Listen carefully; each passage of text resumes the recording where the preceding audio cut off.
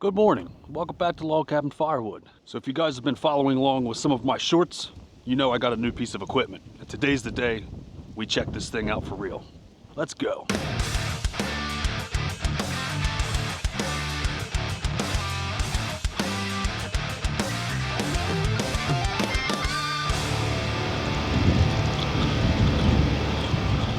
So hey everybody, hope everyone is doing fantastic. My name is Jack and this is Log Cabin Firewood. And today we are checking out the new and improved Eastonmade Axis. So if you've been following along for a little bit, you know that last year during Memorial Day I purchased Ohio Woodburner's old version of the Axis from Eastonmade when they gave him the new one to showcase and took the old one back, you know, on a trade. And I fell in love with the vertical splitter right there. And I tell you, having a vertical splitter at your disposal is just hands down phenomenal. If you do bundles, if you have a bundle business or a smoker wood business, these things make really pretty wood fast. However, they are very versatile. They can do regular firewood fast, they could do boiler wood, smoker wood, bundle wood, little tiny chunks, whatever you want, whatever your application is for these, you could do it with the vertical splitter. And it's very convenient that everything is a nice working height. It's you know, right at waist height while you're working. Everything's right there in front of you. It's a nice experience working with one of these because everything's like right there. There's no bending over. Yes, horizontal machines can be more productive if you have box wedges or 6-way wedges or 8-ways or 12s, whatever you have. Yes, they can be faster, but the working experience with a vertical machine, like, it's just hands down like a lot better than a horizontal in my opinion. So Eastonmade went through and revamped their original Axis, you know, just keeping up with other manufacturers. And we're not going to get into that part of it. This is better than anybody's because we all split wood. However, you know I prefer this equipment. Again, that's me though. That's not you. You buy what makes you happy. But Eastonmade modified these new machines. I didn't get this one with a conveyor. I personally don't like machines with attached conveyors. I don't think they're long enough for my application. If the Axis or 17VS or whatever machine would have like a 10 or 12 foot conveyor attached to them, be perfect for my situation. But with me loading my big dump trailer, I was having to stop and like push the wood over because it was just building up on one side. I could never get close enough to the center to where I could load evenly with the other machine. So this time I chose to not have a conveyor, and eventually when I get set up, I will put the my big red conveyor up right here next to this, and then I'll put the 916 like over here. That way they're both feeding the same conveyor. But one of the things Eastonmade upgraded was that they now have a swivel mounted conveyor, which is nice if you use totes. At the time I wasn't using totes, so maybe I should have got the conveyor since I'm doing totes now. But you know, you could line 3 different totes up here and be able to load all of them just by, you know, moving the conveyor.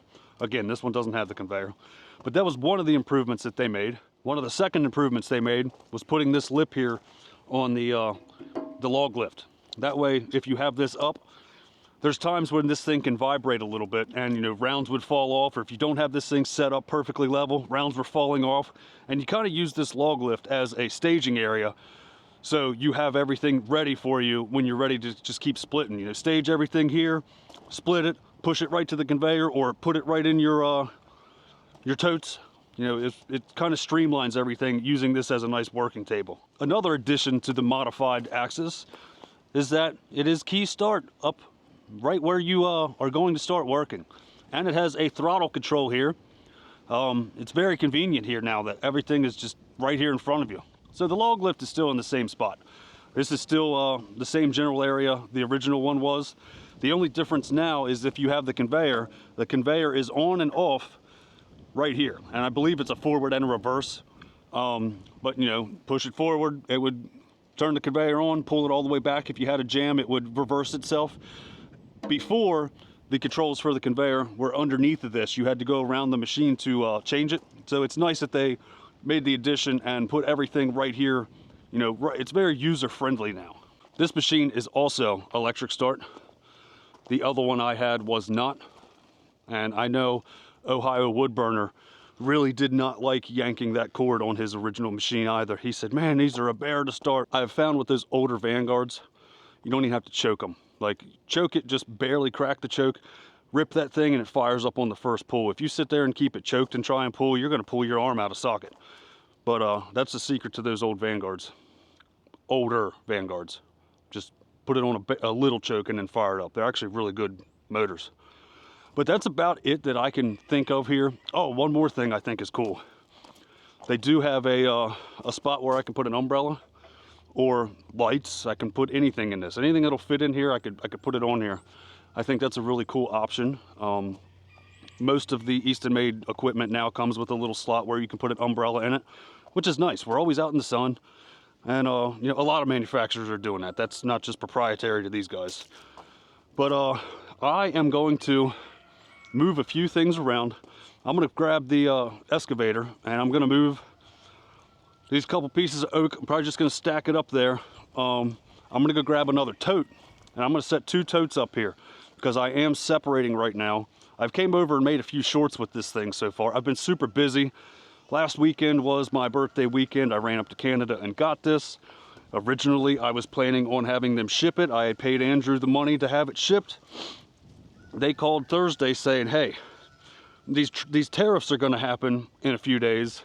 Do you wanna just come get this thing? Because we don't have a truck, and they are slammed right now. Eastonmade is absolutely slammed trying to get equipment out of the country. There's not a lot of trucks that are available to ship things down right now. You know, trying to get everything out of the country before these tariffs happen.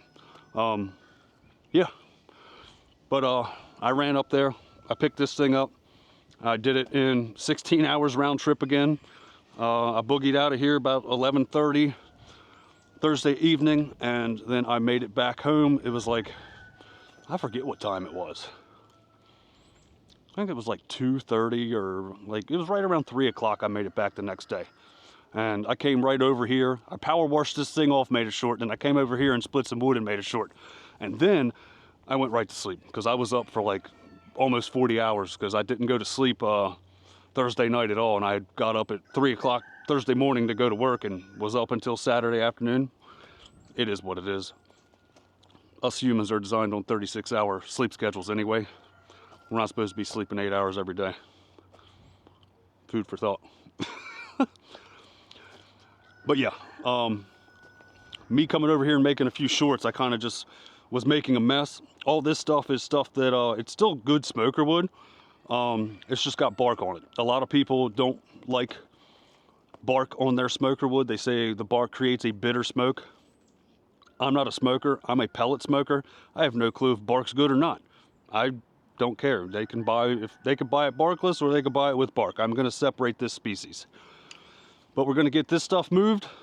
I'm gonna get 2 totes, one for firewood, one for smoker wood, and have them sitting right next to each other so that I can load them up. And I will start pulling some of this stuff back here as well, so it's closer, and see if we can get this cherry split up today. Well, the tractor's over here regenning, so we'll have to deal with that noise for a few minutes. But I went through and I got my smoker wood, and I stacked up the mess that I had here. That was the you know, the barked stuff. I'm still gonna separate everything species specific. Like I said, some people might want cherry with bark. Most people want it without. So we're gonna get the old Jaxis fired up. The Jaxis 2.0, guys. I gotta get a J for this thing so I can put Jaxis on here. Nah, I'm not gonna do that. We'll keep this one pristine and pure. No stickers on this machine. I still have stickers to send to people. I'm sorry, I have been slacking. I will try to get them out this week. Just been busy.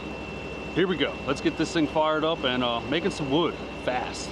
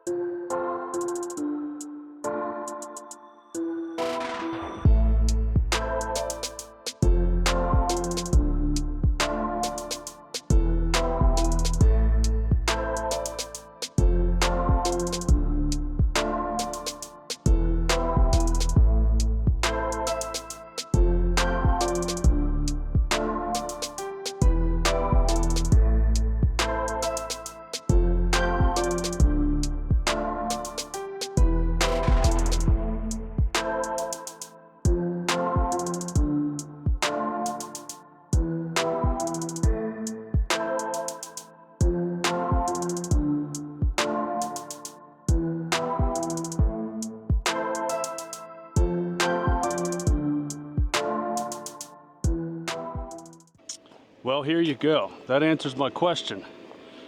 We just ran this thing for a few minutes, and now the oil cooler is on. I really did not think that it would kick on. Let's see what the temp is, because on this gauge is also the temperature. So it looks like it is 50 degrees Celsius or 122 Fahrenheit. So she definitely warms up a little bit. But I stopped because I want to show you I've got one basket full of firewood and the other one's only half full of smoker wood. So the one on the left is just regular firewood, one on the right's barkless smoker wood. And I don't know, that's pretty cool that there, you know, I got half smoker wood and a full of regular firewood. Again, this can still be smoker wood if you use it with bark on. I probably still have at least another tote full of firewood over here, and I could probably get the rest of this cleaned up with smoker wood. So we might end up with 3 totes altogether. So we went through and changed out that tote and moved them back in here. Next time I do this, I'll put the smoker wood up first and then put the firewood here, since I'm going to be moving the firewood faster. But I'm also getting into some chunks, like some cookies. So I brought the one tote over here that was all banged up and beat up. I could probably flip this thing over and try and like push it back together with the bucket of the machine. But I don't know, whatever. I'm not really worried about it.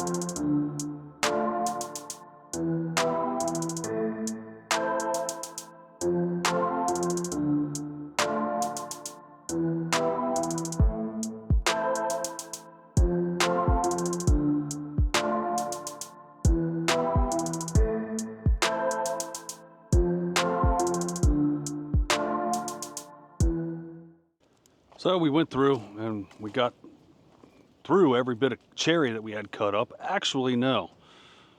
I'm seeing that there's a couple rounds over here on top of this pile, but we'll save that for the next go round.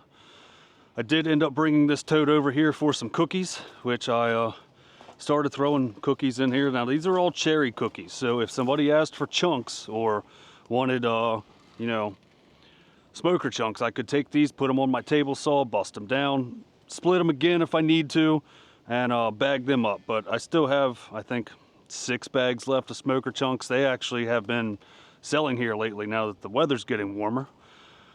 But we still, this one is not all the way full. You can kind of see it's probably needs another row on it, another row or 2. But this is all the barkless, you know, skinless, barkless, good smoker wood. And here's another tote of cherry with bark on it. And you know, this is my first go with the brand new and improved Eastonmade Axis, and I gotta say, this thing knocks the original one out of the water. Like, it's just it's a stronger machine, it's a faster machine. It's not that the other one, there's anything wrong with it. That machine's still superb, but just saying, the improvements that they did do, you can definitely tell, and you know, just ease of use, and it's just a nice machine. We ran the Axis, my first time filling up some totes. My process, I'll have to, you know, become more efficient with it. I've never worked with totes before, so that was a new experience for me. I need to get a ballast box for this thing. Yes, it's a 40-horse tractor, but these tractors aren't really made to be picking stuff up. I was spinning back here where I was stacking this stuff up on the other side of the building. And yes, it'll pick it up, but it's just you lose traction on the back of the rear end. So while I was moving totes around, I noticed something when I was connecting the forks, or I was disconnecting the forks back to the bucket on the tractor, my neighbor's tractor. So this is what this little piece is supposed to look like. Check this one out. It's a whole lot of bent. Now, I don't know how I could have done that. I don't know if I did that. But because I noticed it, now I'm going to fix it. So that's another thing that happened today. The cost of making firewood and using someone else's toys. No matter what, if it was mine or his, I would have had to fix it anyway. But yeah, that's one more thing to do. We got the totes cleaned up. I moved my machines across the way because I noticed a couple trees over here that are leaning, and I would hate for a tree to fall on my brand new Axis. So I'm gonna go meet a tree guy next door. He's coming to my house, and then I'm gonna direct him over here to where he can dump. So we're gonna have some more wood to split here soon. So come on back, and I will see you whenever I see you. Thanks so much for watching. Take care of each other.